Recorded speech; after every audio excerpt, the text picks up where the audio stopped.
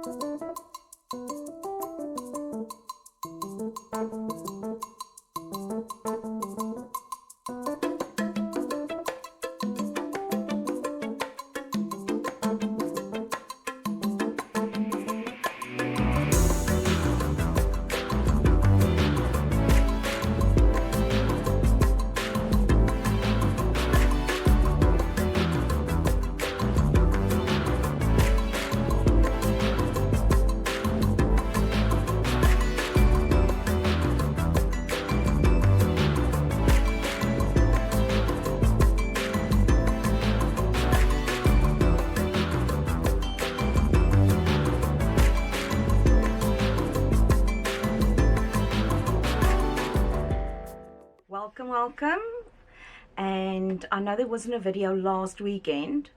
I've actually had like 2 weeks of footage, and which I lost due to load shedding. I actually didn't think that load shedding will implicate my recordings and my editing and so forth, so I was wrong there.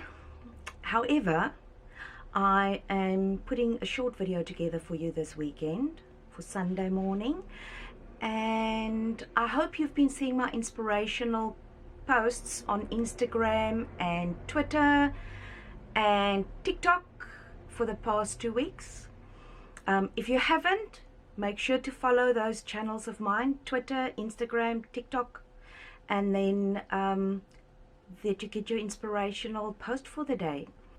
As you know, I've been struggling with like a creative block, almost like my artist soul has gone into hibernation. So I've been doing a lot of digging and so forth, and one of the things that I came aware of is the fact that you have to go out. And what I mean with that is, when you have a bucket of water and you're watering your plants, when the bucket is empty, it's empty. There's no more water going to come out to water your plants. So the same with your creativity. For inspiration to really flow, you need to fill your creative bucket. And there are various ways of doing that. And I will take you in the next couple of days and weeks. I'm going to take you along with all the things I'm putting into place to fill my creative bucket. I started a course recently, Gentle Creative Invitations. And something interesting that came up was that, and this is what Monica mentioned to me as well when we had our art journaling walk in the nature reserve the other day, to do prompts like card prompts, and then when you do those prompts, then you draw like 2 or 3 of those prompts, depending if you have different sets, and then you work with that, because a lot of the time you will go into your creative space and you don't really know where to start or what to do. So I've been working on the creative prompts this week. I'll show you quickly. So I've got a set for color, and then I've got various ones. It's just I punched it. Let me show you like that. There we are. So what I did was I punched these shapes, and so I've just done various ones. Let's see if it will focus. There we go. So this is quite firm paper, because this is 260 GSM weight, and it's watercolor paper, and I like that it's quite firm. And I've always kept paper I've messed about or just played around, fiddled like that, that I've just played around with various media. I've kept those pieces of paper and I just stamped out of them. So this was a lot of fun, and I'm still going to do some more cards today, so I'll bring you along with me. And something else that I've learned over the last period is that if you hear a funny noise, it's the fan I just turned on. So what I've learned over the past 2-3 weeks is that your creative space doesn't just need to be ergonomically flowing, and I'll talk more about that just now. Also, your studio space also needs to have a positive effect on your senses, your hearing, your seeing, your smelling, your tasting, and your touch. And I'll bring in another one, intuition, because that definitely all plays a role together. Now, to prepare my studio space when I come into this creative nook, is to have, so over the past 2 weeks, I have basically formed a routine, a ritual, or whatever you want to call it, so that when I move into my creative space, I come here with intention, first of all, and with coming here with the intention to create, there are various steps that I follow. In other words, I will put on my apron. You like my apron? I've got 2 more that I painted. I'll show you just now. And then, so I will put on my apron. I'll turn on my fairy lights. I light my scented candle. That's got the rose oil in the top with wax, mixed with wax. I'm messing like crazy, but that's nothing new. Okay, so for the senses, for the hearing, put on some music. For your visual is fairy lights, it's lighting my candle, which also touches on the smell sense. Taste, get yourself a cuppa, whatever your preference is for beverage, or even something to snack on. And I won't suggest that you lick your art materials or your canvas. Definitely not the art materials, that could be toxic. And then for touch is when you work with your actual products, your art materials, your paper, the texture of your paper. If you work with mixed media, the different textures of all of those. When it comes to hearing as well, is, say for example, you work with a pencil or a pastel on rough paper, the sound. So again, what this boils down to is mindfulness to me, because it's the non-judgmental, because your creative space must be a non-judgmental space. So the non-judgmental awareness of the present moment. So thinking about what I just mentioned about the senses, it definitely goes hand in hand with mindfulness.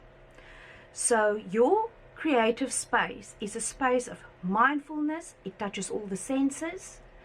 And when you've got all this going, your little ritual or your routine, as I say, then you say to your creative soul, we're going to create. So it definitely, you're putting the intention there.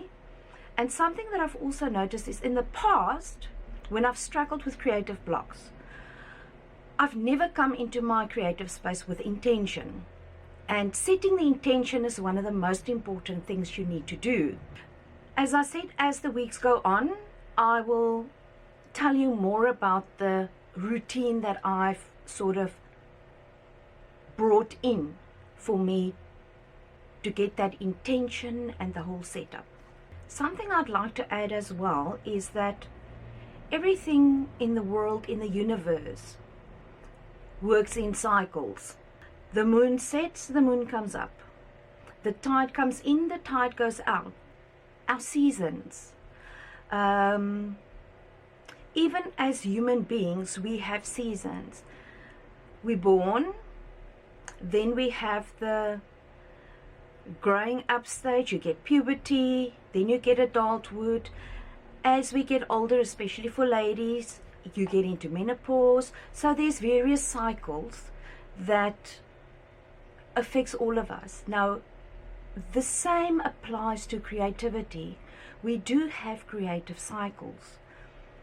And it's important that when we go through a slow cycle or a cycle of rest, if I can put it like that, to nurture your creative soul, to still feed it, but also not to be judgmental because of your creative soul, because you're not creating, for example. When the desire to create is definitely there, but you feel you just can't get going, create an intention, set something up that touches all your senses, like what I explained here. So in a way, you are gently, force is a very strong word, so I would rather say nudging your creative soul. You're sort of pushing it a little bit. And I find that this time around, that's definitely worked for me, because I've now had a very long rest period. The desire has been there, but I've decided, although still being gentle, I've decided that, okay, it's time now, we need to get moving, to get somewhere, to get more creativity going. So let's see how this whole process is working for me. As I said, I will share more about my routine, what I follow, what I will do in the next following up videos, and then how that experience is for me. I want to show you the other aprons that I painted. The one apron is from when we had our own business. We had a tea shop, and then naturally when COVID came, the tea shop was not a year old yet when COVID came around, and everything went into lockdown, so it affected our business negatively. However, I have got my apron that we had made for the tea shop, and I decided that let's reinvent, or not reinvent, recreate or creatively adjust the apron to suit Firefly soul art.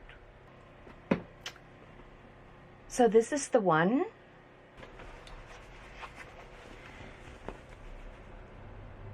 This is the other apron that I did. This is the apron that we had made for the tea shop. So now I have changed it to Firefly soul art. And then obviously I've got this one. So the reminder is constantly there to shine your light. So I've got the Firefly everywhere around me in the studio as a constant reminder to shine my light. So what I've done was I redid all the lights in the studio, and my Firefly on the sign has got a glowing bum. So let me show you. So there you can see my Firefly's got a glowing bum. Something else that I did as well in the last week or two is I created a jar with fireflies. See, they're all shining, and in the bottom, oh, I've got this big crystal to keep the lid down, and at the bottom I've got, it's battery operated, so, and then I've got this piece of paper that I folded on top. See, there's all the fireflies.